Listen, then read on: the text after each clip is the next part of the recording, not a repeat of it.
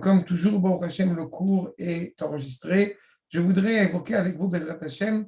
Je n'ai pas ramené de feuilles de Mekorot aujourd'hui. J'ai les Mekorot que je vais vous citer l'une après l'autre, mais je voudrais qu'on essaie d'aborder ensemble si je puis, deux sujets. D'abord, vous savez que mardi prochain, c'est le dit Tevet. Donc, c'est l'occasion pour nous, jusqu'à preuve du contraire, si effectivement il n'est pas encore décidé d'abroger le jeûne, eh bien, c'est l'occasion pour nous un petit peu de réfléchir.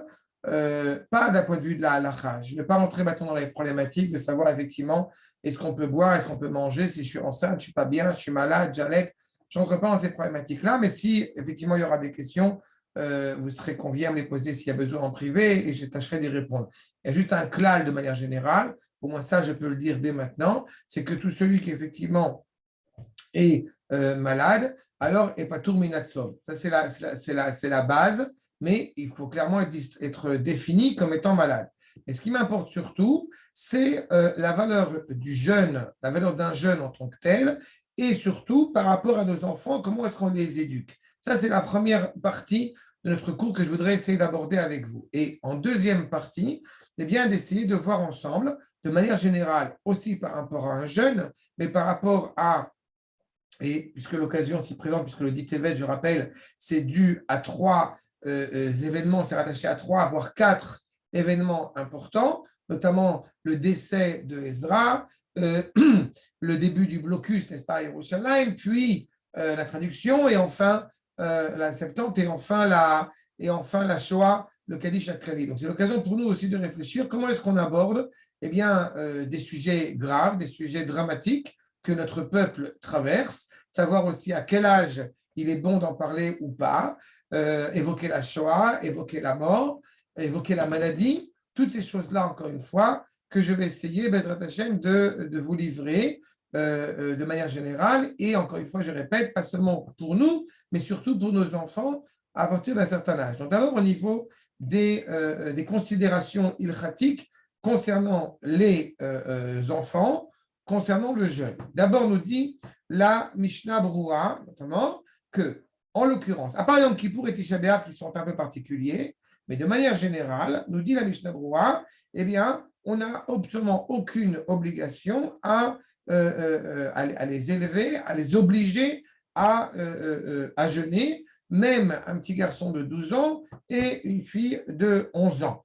N'est-ce pas Arshar et même des jeunes qui sont fixés sur les horaires. Je vous dis ce que dit la halakha, on dirait la plus la plus claire, la plus limpide qui soit. Cependant, voire mieux que ça, un jeune, un enfant de moins de 9 ans, nous dit le Shulchan Aruch dans Orach Chaim, eh bien, en ma'ani moto. On ne va pas, au bout du compte, l'obliger même à jeûner, Beyom Kippourim, afin de ne pas être en danger. Aujourd'hui, encore une fois, ce sont des choses qui sont évidentes et qu'il nous faut toujours, encore une fois, se remémorer. Maintenant, ça veut dire qu'il n'y a aucune problématique si la santé de l'enfant n'est pas mise en danger, si, encore une fois, eh bien, il a envie de jeûner, même une partie, pour être comme les grands, ou parce que lui-même ressent ce besoin, eh bien, encore une fois, on pourra tout à fait légitimer l'idée de jeûner, encore une fois, une partie de la journée, ou un petit peu, ou le soir, quand le jeûne commence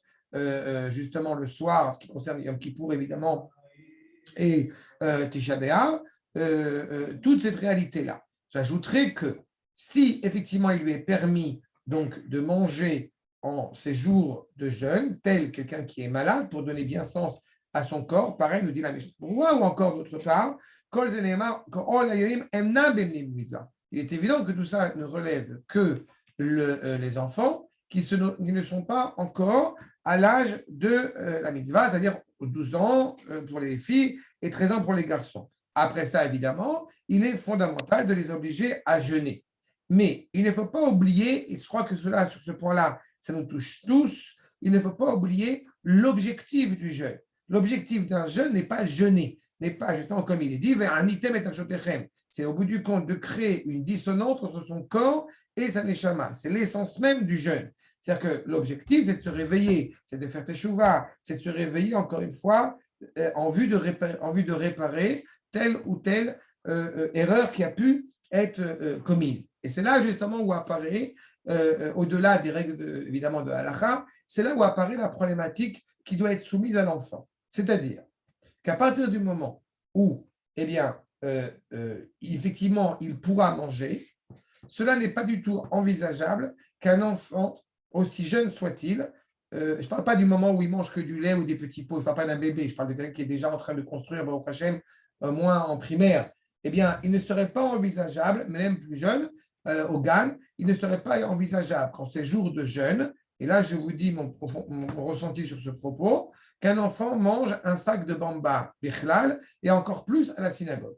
Ce n'est pas du tout pédagogique, c'est contre-productif, c'est anti-pédagogique, encore une fois, de permettre à un enfant de mener cette journée, qui est une journée, je répète, une journée de deuil, une journée de tristesse, de la mener au bout du compte comme s'il ne s'était rien passé, voire pire, d'être une journée au bout du compte, une journée festive, alors que ce n'est pas le cas. Au contraire, il est fondamental pour des valeurs pédagogiques, même si l'enfant, encore une fois, va manger, mais il est tout à fait envisageable que si l'enfant, effectivement, a pris le repas, si on prend, par exemple, évidemment, par rapport à Tisha B'Av ou Yom Kippourim, si on prend la Souda Mafseket, il n'est pas obligé de prendre son petit déjeuner très tôt le matin. Il sera tout à fait louable qu'il prenne son repas le soir avec toute la famille et que le petit déjeuner du matin, il le prenne un petit peu plus tard. Il le prenne justement voilà, peut-être à la moitié de la journée, en fonction de l'âge, en fonction de la capacité. Si l'enfant a envie de manger, eh bien, cela est tout à fait légitime. Il faut, encore une fois, toujours être éveillé au regard du développement de l'enfant. De la même manière qu'à l'école, quand l'enfant a décidé qu'il voulait manger, qu'il voulait jeûner, ça ne veut absolument pas dire qu'il faut l'empêcher de jeûner. On aura pris soin, en l'occurrence, je parle d'un enfant qui est déjà en âge scolaire, on aura pris soin de mettre un sandwich dans son sac et libre à lui de jeûner ou non. J'ai toujours trouvé scandaleux quand le prof, la prof, eh bien, elle est absolument contre le fait que certains enfants jeûnent dans sa classe et elle fait au bout du compte tout un scandale par rapport à ça. Alors, il y a une responsabilité scolaire, mais il n'empêche qu'il y a d'abord et avant tout une responsabilité pédagogique. Et c'est là, justement, j'arrive à mon propos. Quand nous avons affaire à une réalité dramatique, quelle qu'elle soit, ça soit d'abord, on va aller du plus simple au plus compliqué.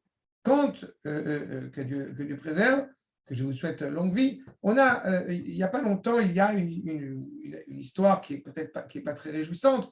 Il y a un grand Talmid Chacham qui est très malade, semble-t-il.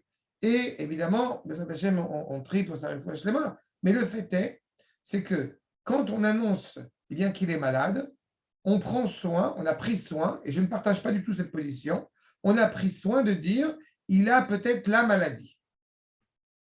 D'abord, je parle d'un point de vue déontologique, et après, je vais expliquer comment est-ce qu'on exprime ça aussi aux enfants.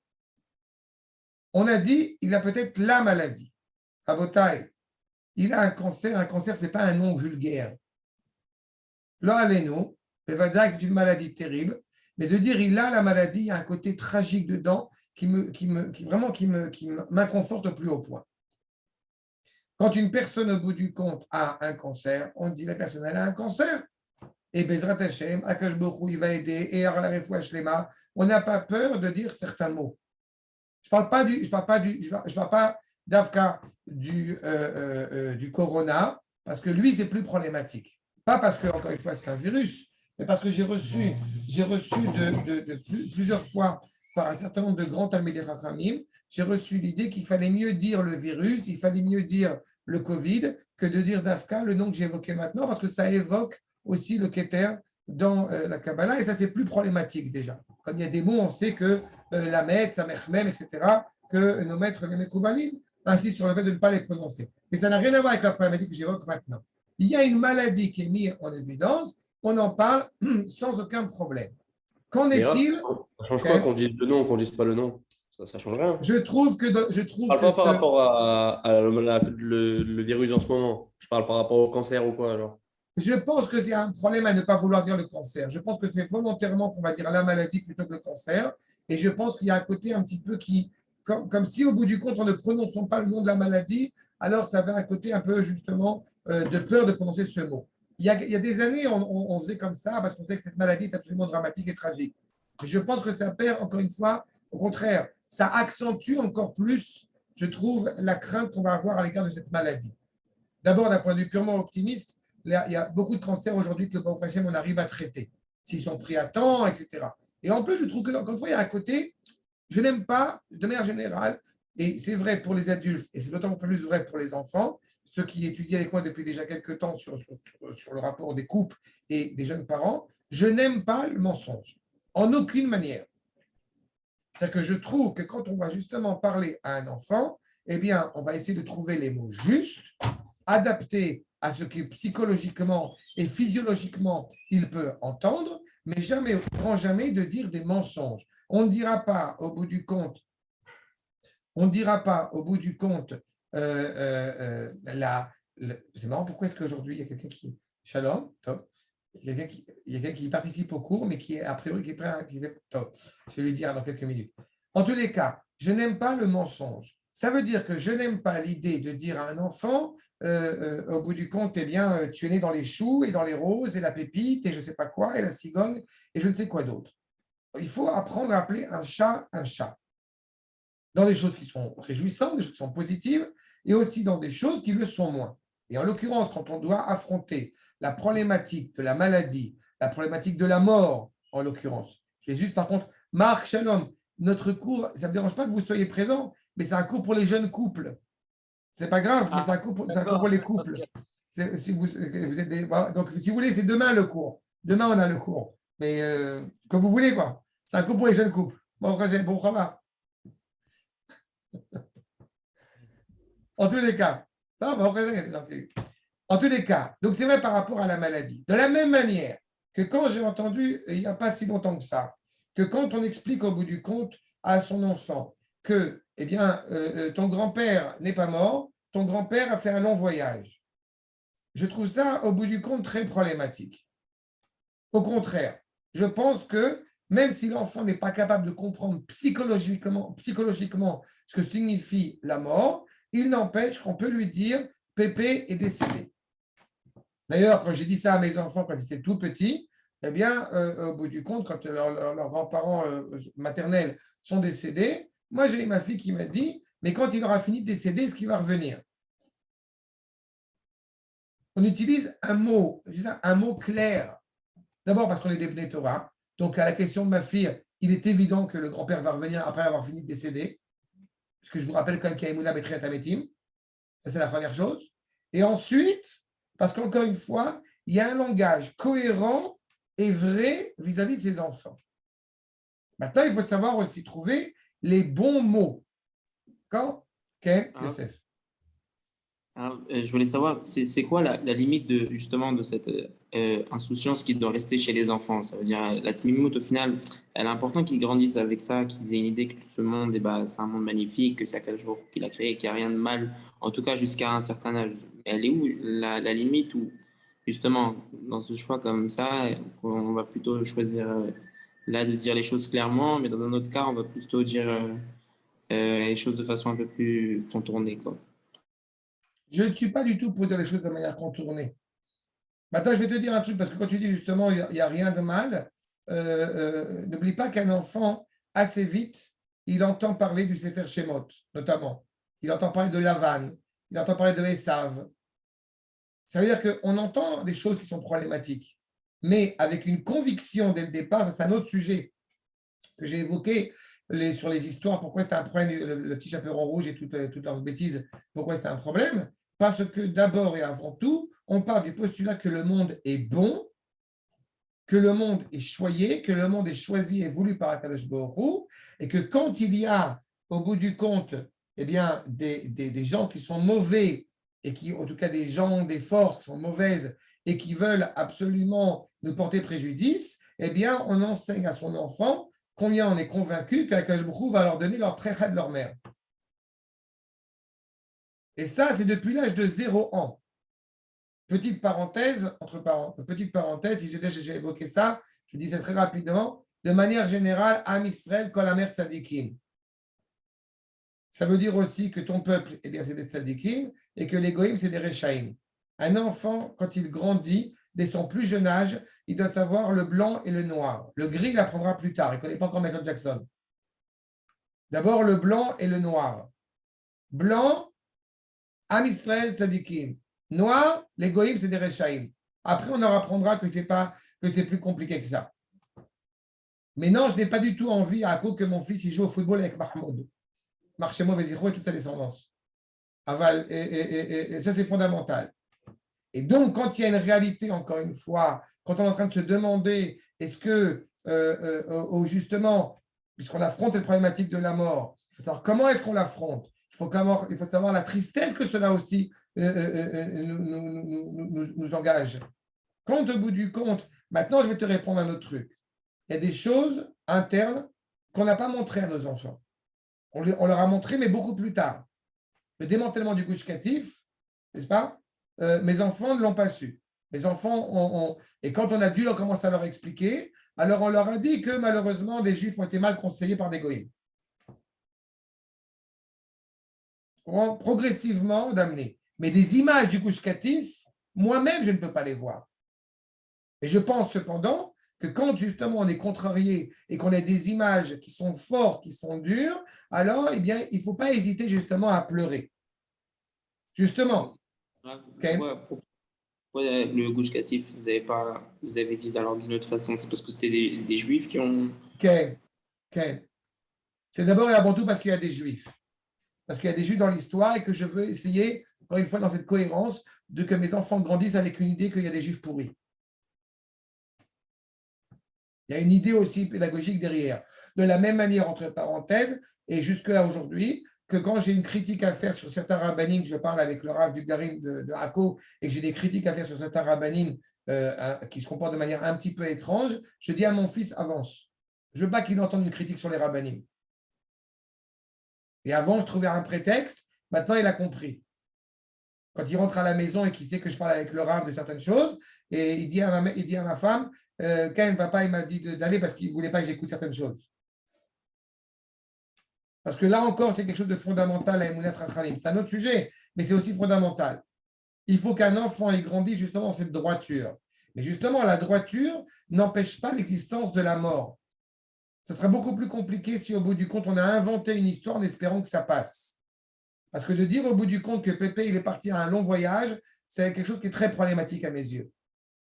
Même si psychologiquement parlant, il n'est pas capable de comprendre que quelque chose peut s'arrêter, mais il n'empêche qu'on lui dit clairement que oui, Pépé, il est mort. Il est encore dans notre cœur, on est triste quand on en parle, mais on est heureux d'être avec lui. On peut dire qu'évidemment, lui aussi, il est à côté, je ne sais pas, d'Akadosh Baruch Hu dans la Maba. Si vraiment il faut développer les choses, je n'ai pas dit après le coup sur ce sujet qu'il faut absolument amener ses enfants au cimetière. Ça, c'est encore autre chose. Il y a, pareil, dans la démarche, il y a une manière d'aborder progressivement, eh bien, que ce soit la mort. N'oubliez pas, par exemple, que Yad Vashem n'est pas ouvert avant l'âge de 10 ans. Et je trouve qu'il y a une justesse que ce ne soit pas ouvert avant l'âge de 10 ans. Parce qu'il faut aussi, psychologiquement parlant, essayer de respecter justement un minimum l'enfant qui ne subisse pas un traumatisme. On n'a pas envie qu'il fasse des cauchemars.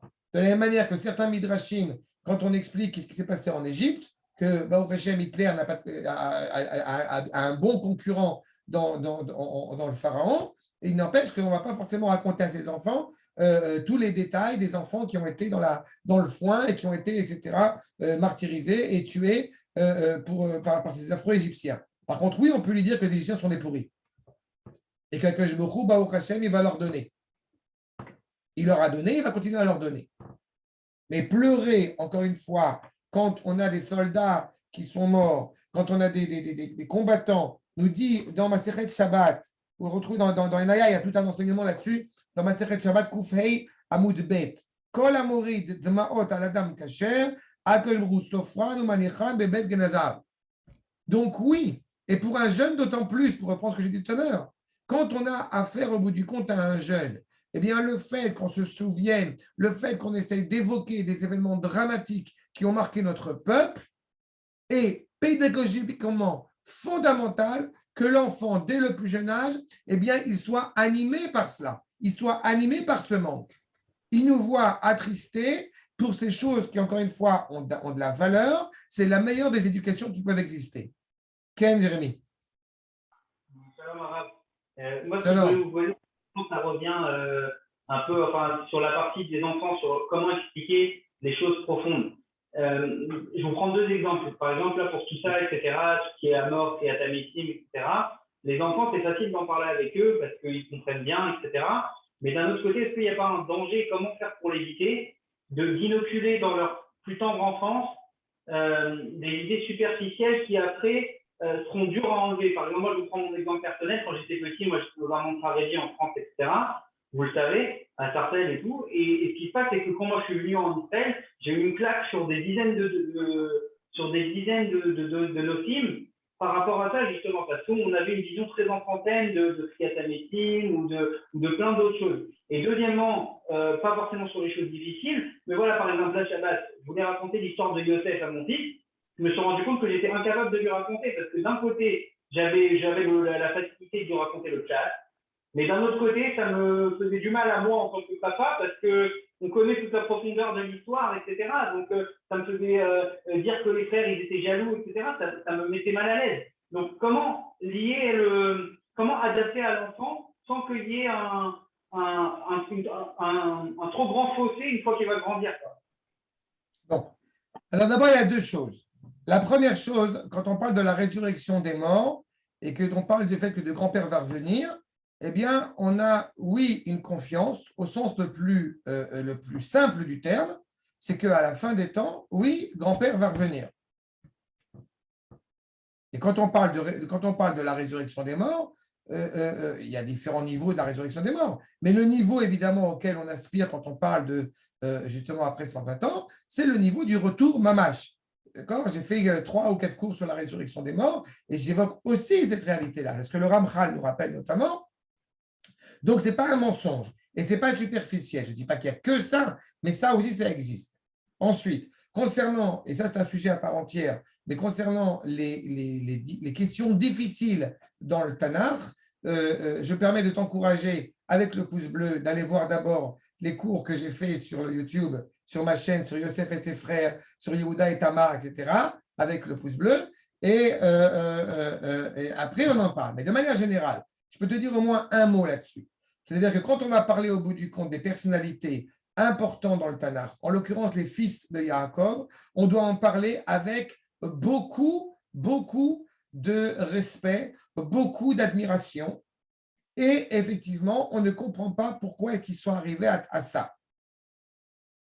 Et encore une fois, il faut simplement lire les versets. Il faut toujours avoir en tête qu'un enfant n'a pas, au bout du compte, au contraire, lui-même va se poser la question, mais comment est-ce possible, quand tu as fait cette introduction longue et que tu as parlé des grands frères, des grandes personnalités qui étaient les frères de Yosef, eh bien, lui-même va se poser la question, mais comment c'est possible qu'ils aient fait ça si c'était aussi grand que ça? Et là, tu trouveras la bonne réponse à leur dire. Parce que c'est compliqué, parce que justement, eh bien, on est confronté à plein de problèmes autour de nous et le problème justement des goïms qui veulent nous influencer en mal. Il y a plein d'autres qui rentrent en ligne de compte. Je ne peux pas te répondre en 2 secondes sur un sujet aussi palpitant que Yosef et ses frères ou que Yehuda et Tamar, mais de manière générale, il ne faut pas avoir peur de dire les choses simples. Vous savez, j'ai déjà expliqué plusieurs fois à plusieurs personnes que quand j'enseignais en classe de primaire sur les parachiotes de Haremot Kedoshim et qu'on voit les relations qui sont illicites et que je dis clairement que aux enfants, les enfants, papa aime maman, Nachon, Ken. Eh bien, il y a des cas où papa il n'aime pas maman, papa il aime le chien du voisin et papa il aime le voisin. Bien fait. À ce moment-là, les enfants ils ont dit irs. Ils n'ont rien compris. Vos enfants, quand ils sont même, encore une fois, en primaire, s'ils sont élevés comme il se doit, ils ne savent pas physiologiquement parlant, ni psychologiquement parlant, ce qui se passe dans Cheder Chadarim. Par contre, ils savent quelque chose. C'est que ce qui se passe là-bas, c'est Kodesh. Donc, si tu dis au bout du compte que papa, il n'est pas avec maman, papa, il est avec un chien, papa avec le voisin, pour eux, c'est clairement dégoûtant. Mais Tsuyan, on passe. Tu n'as pas besoin de donner des détails, encore une fois, croustillants en fonction de l'âge sur chacune des choses. Mais on dit une parole claire, limpide, comme j'ai coutume de dire. Si c'est propre pour nous, ça sera propre pour nos enfants. Et donc, quand, encore une fois, on parle, encore une fois, il y a 2 dimensions.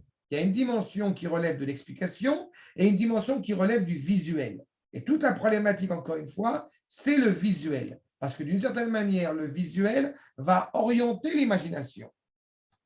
Mais on ne peut pas, en aucune manière, penser que c'est une preuve de faiblesse de pleurer, de s'attrister, encore une fois, quand on parle de la mort. Au contraire, je n'ai pas dit qu'on doit être coincé là-bas. On ne doit pas rester enfermé dans cette option, justement, de la mort. Mais quand on va parler, au bout du compte, eh bien, de gens, d'autant plus si ce sont des gens qui ont une grande valeur, des grands Talmidei Rachamim, des enfants qui sont, Hachem Ishmor, semble-t-il, morts à cause des Arabes, encore une fois, dans un accident de voiture, toutes ces réalités-là ne peuvent pas nous laisser insensibles. Il ne serait pas envisageable qu'ils soient insensibles.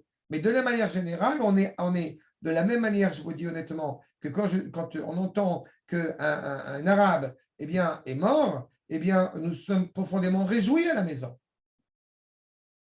À l'inverse, quand il y a des Juifs qui ont été malheureusement tués, décimés, accident de voiture, le virus, que vous voulez, ça nous attriste et ça doit nous attrister. Et on en fait partager nos enfants dans cette triste, encore une fois, dans cette tristesse, parce que justement, on partage ensemble cette idée d'être profondément reliés, encore une fois, à la destinée de l'Am Israël. Et pas que nous, Akash Baruch Hu lui-même. Il est écrit dans le Ken, le Rav Kook en parle, et c'est en référence au Shulchan Aruch justement, qui lui aussi est totalement animé par la perte de ses enfants. Nous dit, justement, en parlant des Juifs qui étaient même loin de la Torah, c'est le Rav qui parle, en parlant justement de Ababatel Khalalim dans un Mahamar Araya, où il parle de ces Juifs malheureusement déconnectés de Torah, mais qui ont donné leur vie pour sauver l'âme Israël. Donc là, il n'y a aucune distinction. Est-ce qu'il avait une kippa, est-ce qu'il n'avait pas de kippa? S'il est Bavadai Ben Torah, on aura énormément de peine, et ça paraît évident. Mais aussi, si justement ce n'était pas forcément un Ben Torah, mais qu'il a agi pour le bien du peuple, alors on sera évidemment animé par cette tristesse. Et encore une fois, cette tristesse, eh bien, on l'a fait partager à nos enfants. On l'a fait partager à nos enfants, et je répète, à un âge où ils sont aptes. D'abord, quand ils ne sont pas aptes à comprendre, ça, quand ils sont petits, je parle à l'âge du Gan, eh bien, ils voient bien papa et maman qui sont tristes et donc pourquoi ils sont tristes. Alors, on va lui dire clairement que justement, eh bien, il s'est avéré un épisode douloureux, etc. On est triste. Qu'est-ce que vous voulez comme meilleur message pédagogique qu'on raconte que Rabbi Levi Yitzhak de Berditchev, il s'attristait profondément quand à Tisha B'Av. Qu'est-ce que vous voulez comme meilleur message pédagogique que transmettre ça à ses enfants? Quand l'enfant, il va au bout du compte rentrer dans un jeûne, je reprends ce que j'ai dit tout à l'heure, il ne va pas rentrer à la synagogue, au-delà du problème de ce que ça veut dire, et qu'il ne va pas rentrer à la synagogue avec un gros sac de bamba à la synagogue, vous comprenez au bout du compte quelle valeur il va recevoir en ce jour? Il faut qu'on ait le sentiment en ces jours de jeûne qu'il nous manque quelque chose. Quand on va évoquer la Shoah, moi j'étais choqué parce que la première fois que mes enfants ont entendu parler ils ont entendu parler de la Shoah, de ce que les Allemands ont fait aux Juifs, parce qu'on leur a enseigné, parce qu'on leur a dit, mais on n'a pas donné les détails. Et une fois, j'ai mes enfants qui rentrent du Gan. Il a 5 ans, il rentre du Gan et il dit oui, la Ganelette nous a expliqué, les Allemands, ils ont mis 6 millions de Juifs dans un four. Mais c'est scandaleux. C'est scandaleux. Il faut savoir qu'est-ce qu'on explique et comment on explique.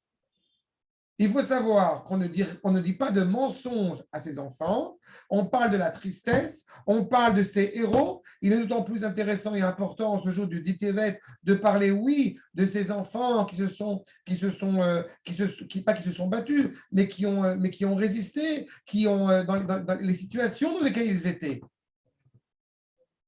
Et que malgré tout, ils ont été pointilleux pour les Kadesh Shem Shamaim.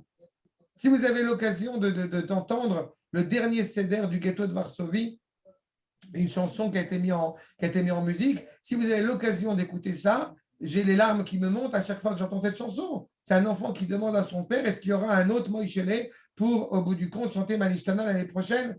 Et le père lui répond, je ne sais pas s'il y aura un autre Moïchele et s'il y aura un autre père pour répondre à ce même Moïchele. Mais je sais pertinemment que pour l'éternité, il y aura toujours un père qui va répondre à la question de Moïchele.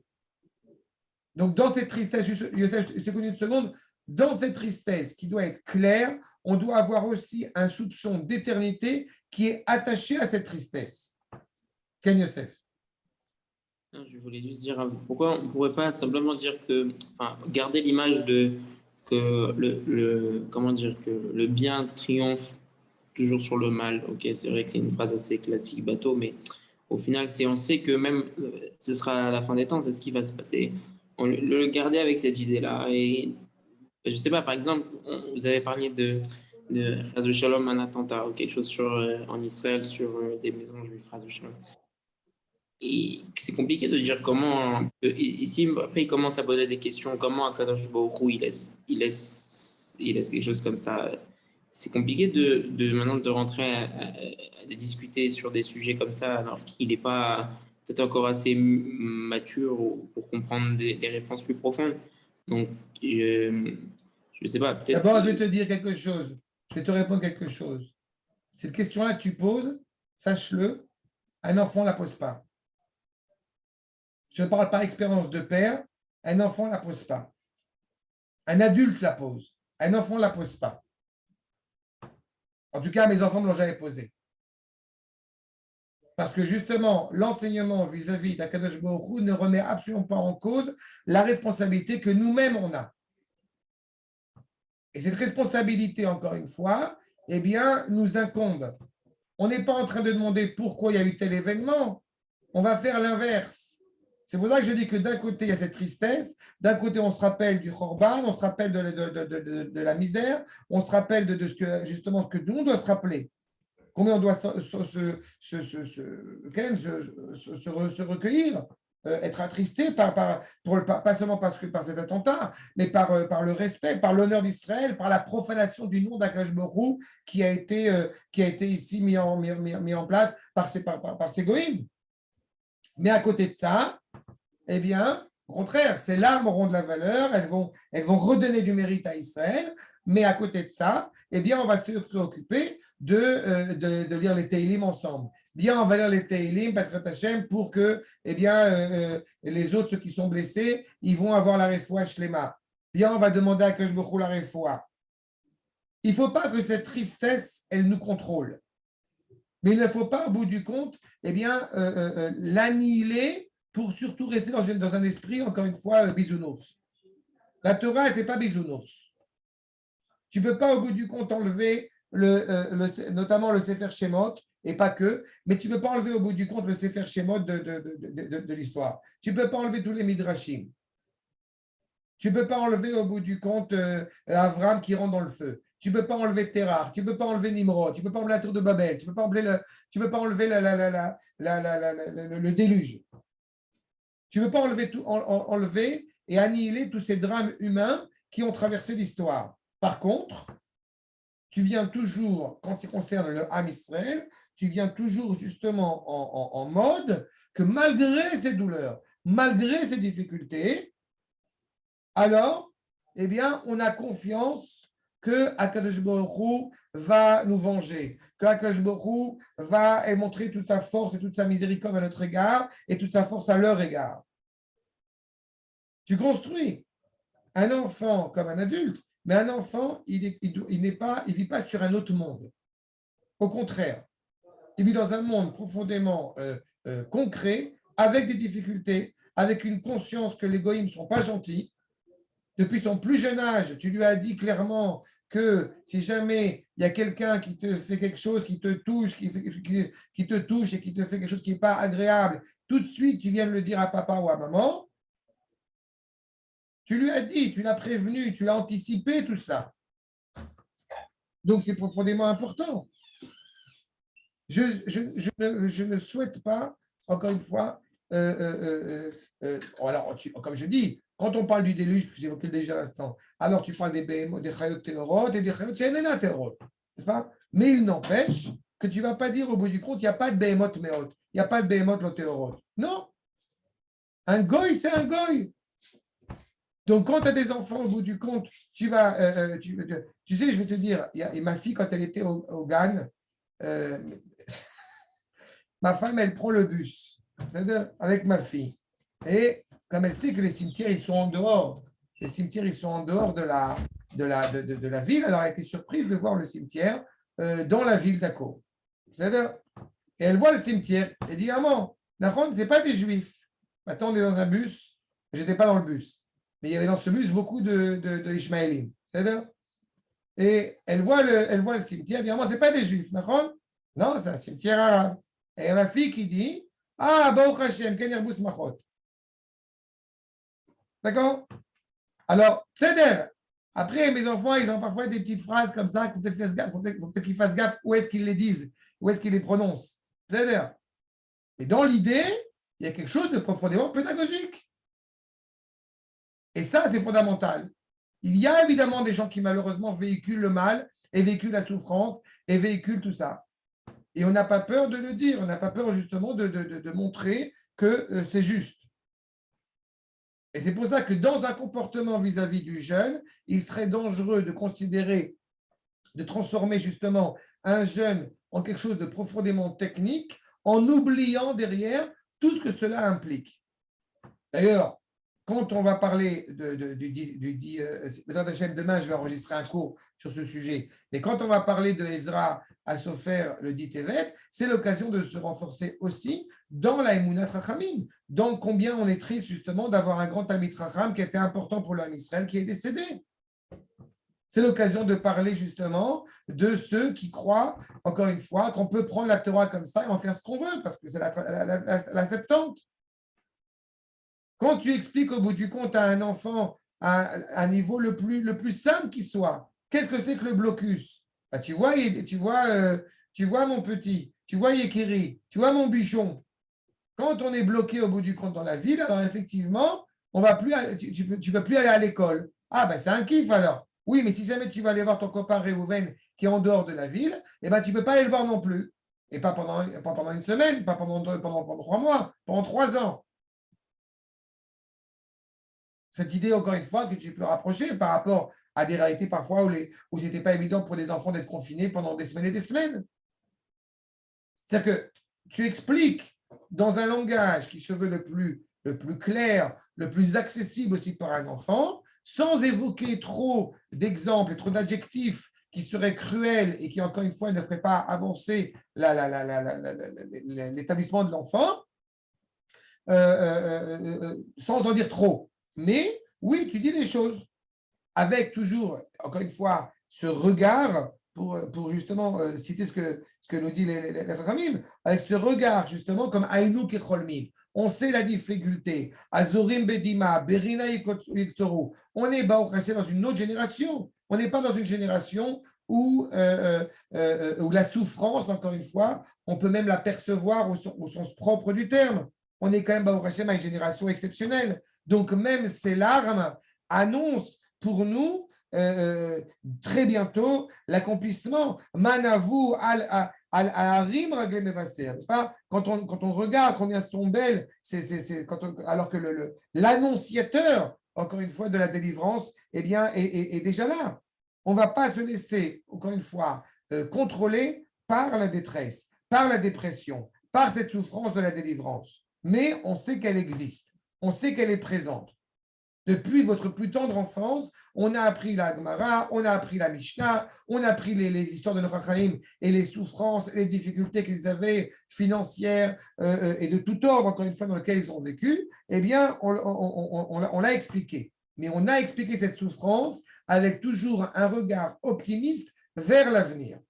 Une fois que justement on est rentré dans ce dit Tevet, alors Baruch Hashem, on va demander à Akash Baruch Hu la miséricorde et on est certain pleinement que, eh bien évidemment, la Akash Baruch Hu, en écoutant ta prière, surtout encore une fois les enfants, la prière des enfants, les Teilim, tu dis une petite prière pour le bien de Israël, avec cette confiance-là de la force, de la valeur de tes paroles, de la valeur de tes actes. C'est ça qu'au bout du compte, eh bien, qui permet à nos enfants de ne pas tomber dans la dépression, bien au contraire, d'avoir un regard positif et optimiste sur l'avenir, sur la destinée du peuple juif. D'accord? Abouda, est-ce que c'est clair? Est-ce qu'il y a des questions que je n'ai pas évoquées? Rav, Okay. bonsoir Rav, merci beaucoup pour le cours. Je voulais vous demander une petite question. moi, par exemple, quand j'étais à l'école, quand j'étais petit, alors ils ont fait exactement ce que vous présentez, entre guillemets, de parler de tout, mais de manière, entre guillemets, la akif tadvarim. Sauf que maintenant, cette manière de la akif tadvarim, moi, à l'école, ils me l'ont fait jusqu'à la 4e.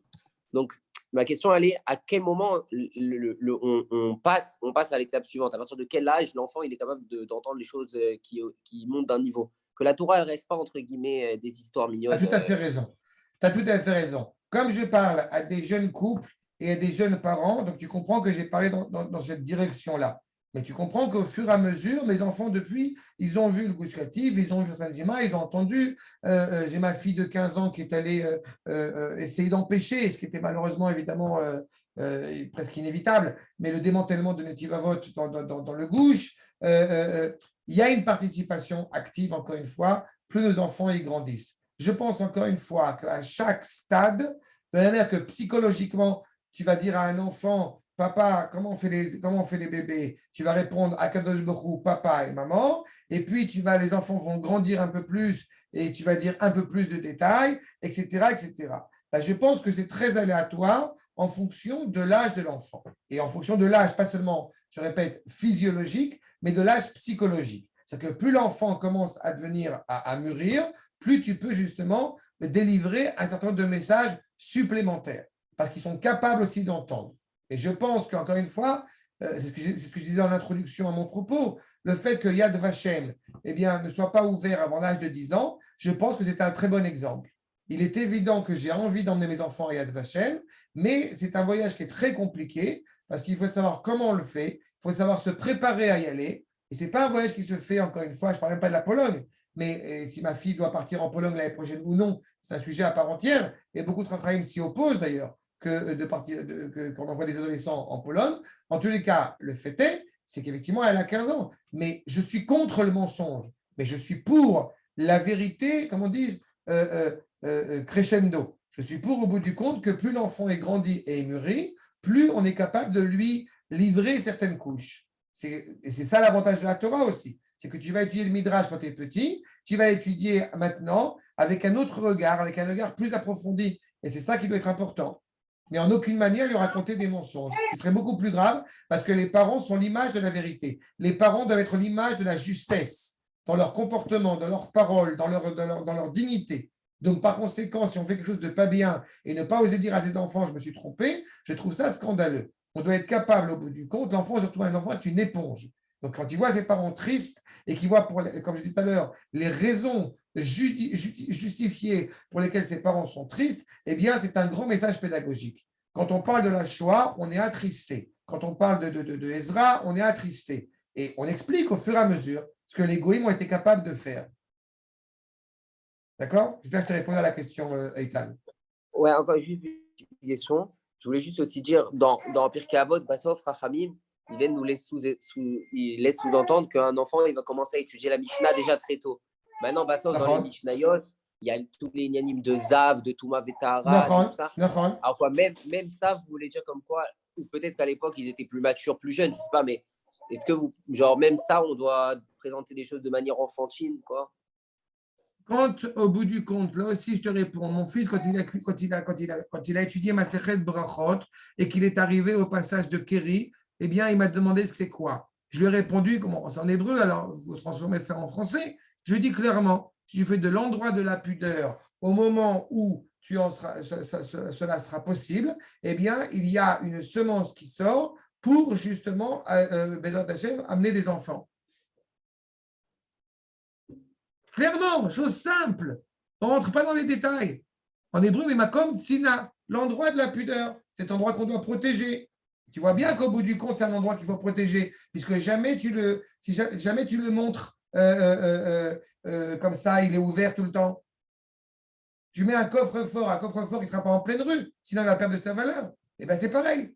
Il y a des éléments, il est clair que les éléments de ton corps sont des éléments précieux qu'il faut savoir conserver comme il se doit. D'accord?